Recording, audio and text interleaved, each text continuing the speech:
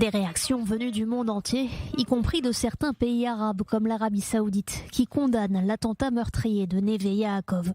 Le ministère saoudien des Affaires étrangères met en garde contre la situation entre les Palestiniens et les Israéliens qui dégénère en une escalade dangereuse. Le Royaume d'Arabie Saoudite condamne les atteintes aux civils et souligne la nécessité d'arrêter l'escalade et de relancer le processus de paix parallèlement à la fin de l'occupation. Condamnation de l'attaque terroriste qui a visé des civils et tué 7 Israéliens. La Jordanie mais aussi la Turquie mettent en garde contre une escalade des tensions. De même que les Émirats arabes unis. Au moment où la coopération sécuritaire entre Israël et l'autorité palestinienne est interrompue, le Royaume de Bahreïn souligne l'importance d'intensifier les efforts diplomatiques. Le Royaume a une position ferme contre tous les actes de terrorisme. Le terrain doit être préparé pour la reprise des pourparlers de paix.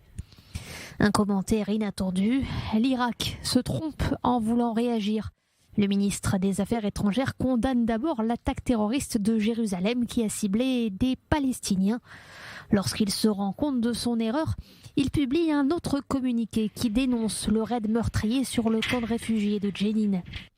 Vendredi soir, déjà juste après l'attaque de Jérusalem, c'est le président Joe Biden qui a téléphoné au Premier ministre israélien et a offert son soutien à Israël. Les réactions venues de toute l'Europe ont suivi peu après.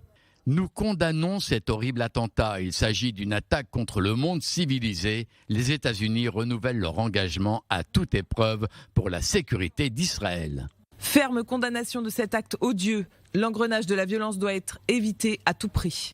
Nous partageons la douleur d'Israël après les attaques terroristes à Jérusalem. Parmi les victimes se trouve une femme ukrainienne. Sincères condoléances aux familles des victimes. Ces crimes ont été commis avec cynisme le jour de la journée internationale de commémoration de la Shoah. Le terrorisme ne doit avoir aucune place dans le monde d'aujourd'hui. Le chef de la diplomatie russe se déclare lui-même profondément préoccupé et appelle toutes les parties à la retenue maximale. Réaction de Mahmoud Abbas à Ramallah. Israël est pleinement responsable de cette dangereuse escalade. Le chef de l'autorité palestinienne ne condamne pas cet attentat.